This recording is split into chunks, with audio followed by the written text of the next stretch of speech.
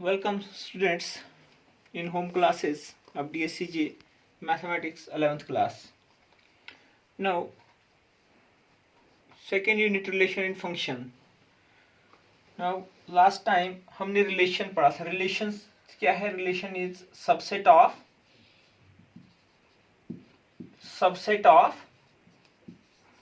Cartesian product. Subset of Cartesian product. Cartesian product is A cross B. अगर आपके पास relation from A to B आपके पास होगी, then R is subset of A cross B is the relation. ठीक है, हमारे पास relation अगर हम on a set A अगर लेंगे, हम relation on a set A, this means that R is subset of A cross A. आपके पास domain भी सेट ए है और कोडोमेन भी सेट ए है. ओके, नाउ हमने ये भी पढ़ा था हमने. नाउ नंबर ऑफ रिलेशंस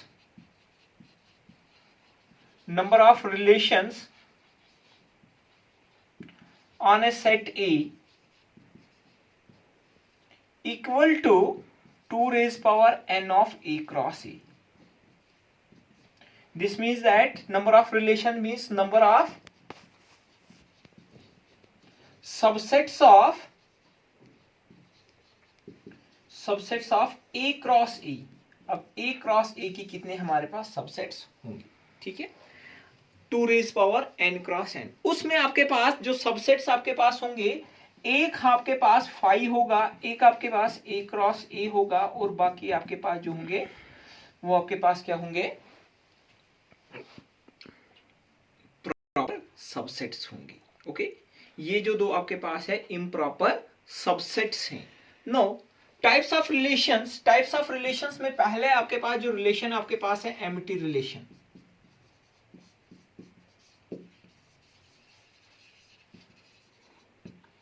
पहली रिलेशन जो हम पढ़ेंगे वो हम कौन सी पढ़ेंगे? Empty relation. अब एम्प्टी क्या होता है? खाली रिलेशन आपके पास. अब देखिए यहाँ पे आपके पास क्या है? Empty set. ये जो रिलेशन मैंने बताया, empty set is subset of every set. This means that ये भी आपके पास A क्रॉस A का सबसेट है. अगर आपके पास late R B a relation, हम लेंगे एक relation on a set A. This means they set A लिया हमने. दिस मीन्स दे रिलेशन किस पे है? A क्रॉस A पे है. Then R equal to phi is subset of A cross A is called empty relation. ये आपके पास कौन सी रिलेशन है? एम्प्टी रिलेशन है, क्योंकि एम्प्टी सेट जो है वो सबसेट है किसका? एवरी सेट का. Phi is subset of every set. This means that R equal to, अगर फाई होगा, phi is subset of A cross A is called empty relation. It is also known as, इसको हम क्या बोलते हैं? Known as null relation,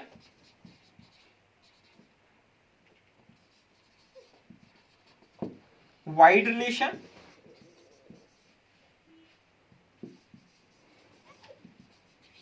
ठीक है. नल relation भी हम इसको बोलेंगे और वाइड रिलेशन भी हम इसको बोलेंगे. ओके, अब दूसरी आपके पास जो रिलेशन आपके पास है, दूसरी टाइप जो रिलेशन आपके पास है, वो आपके पास कौन सी रिलेशन है? वो हमारे पास है यूनिवर्सल रिलेशन.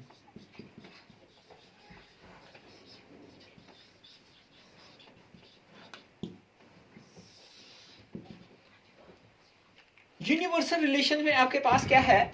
सपोज हम करेंगे लेट R आपके पास कोई सी भी रिलेशन है,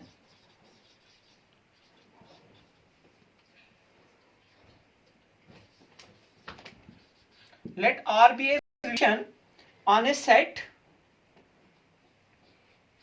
let R be a relation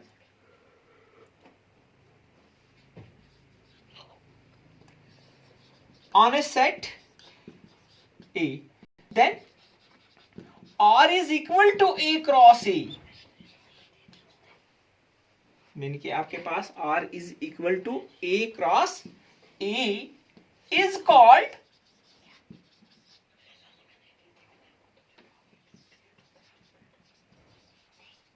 universal, इस रिलेशन को हम कौन सी रिलेशन बोलेंगे? यूनिवर्सल रिलेशन बोलेंगे हम। आपके पास क्या है? Every set is subset of itself. Suppose हम एक अगर एग्जांपल यहां पे लेंगे, ये आपके पास एक सेट है 1 2 और 3 लेता हूं मैं, ठीक है। ए क्रॉस ए में क्या आपके पास एलिमेंट बनेंगे? ए क्रॉस ए में आपके पास 1 1 1 2 या 1 और 2 ही ले लूंगा मैं, ठीक है। 2 1 और 2 2।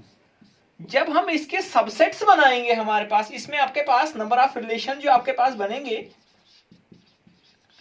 नंबर ऑफ रिलेशन जो हमारे पास बनेंगी वो बनेंगी 2 रेज पावर 1 2 3 और 4, 2 रेज पावर 4 आ गया ना, 2 क्रॉस 2, यानी 2 रेज पावर 4 में आपके पास कितने होंगे? 16 हमारे पास रिलेशंस बनेंगी। अब 16 में आपके पास जो सबसेट एक होगा, एक जो रिलेशन आपके पास होगी वो आपके पास empty set is subset of A cross ए।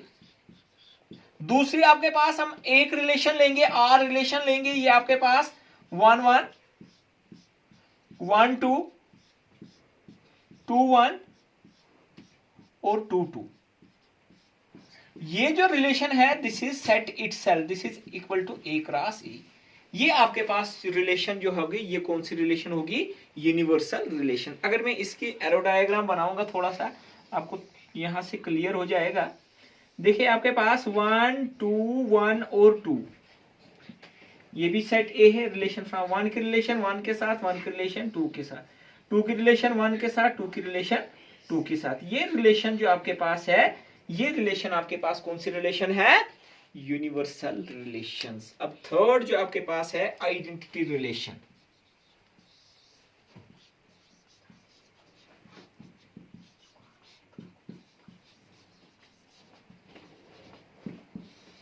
अब देखिए आइडेंटिटी रिलेशंस में आपके पास डोमेन और कोडोमेन आपके पास सेम होगा, ए क्रॉस ए। लेट और आपके पास be a relation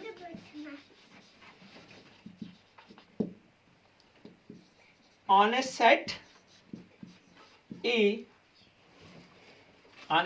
then the relation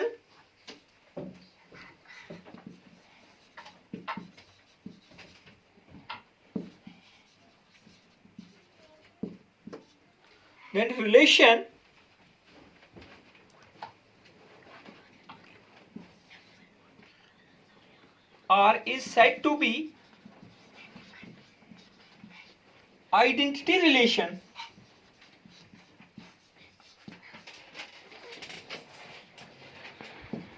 if every element is related to itself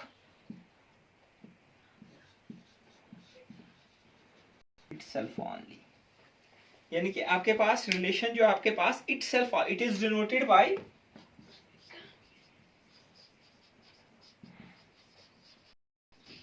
I of E, यानी कि identity relation on a set A, that is IA is equal to AA such that A belongs to,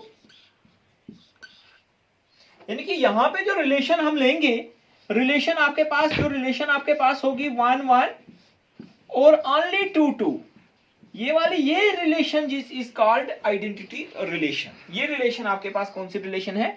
इसको हम identity relation बोलेंगे। यहां पे आपके पास 1 2, यहां पे भी 1 2, 1 की रिलेशन 1 के साथ, 2 की रिलेशन 2 के साथ, ठीक है। अगर मैं रिलेशन ऐसे ले लूंगा, यहां पे एक और रिलेशन लिखता हूं मैं, यहां पे R इक्वल टू 1 1 2 2 और 2 1, this is not identity relation. ये आपके पास आइडेंटिटी रिलेशन नहीं है, क्योंकि आपके पास आइडेंटिटी रिलेशन वो रिलेशन होगी जिसकी रिलेशन आपके साथ ही इटसेल्फ होगी। This means that this is not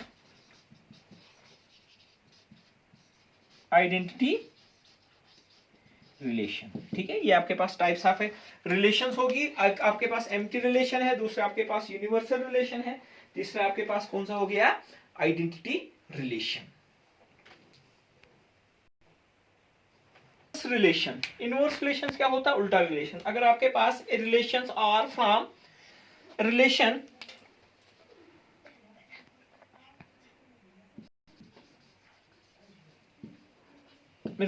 are from a set A to a set B, then the inverse relation R is denoted by R inverse से हम डिनोट करते हैं, and is relations from B to A। अगर आपके पास A relation, एक आपके पास relation आपके पास A to B है, ये आपके पास R रिलेशन है, और relation from B to A जो आपके पास होगी वो आपके पास R इनवर्स रिलेशन है।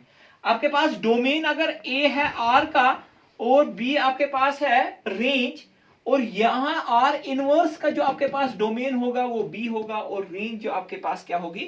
A होगा। इसका जो आपके पास R का आपके पास कोडोमेन B है, R इनवर्स का कोडोमेन क्या होगा?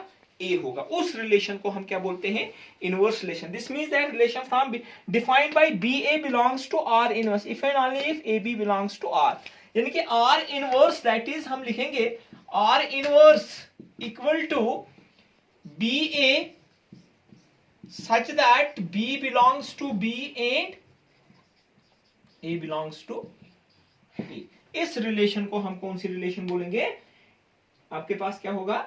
Inverse relation. यानी कि domain of R inverse equal to range of R।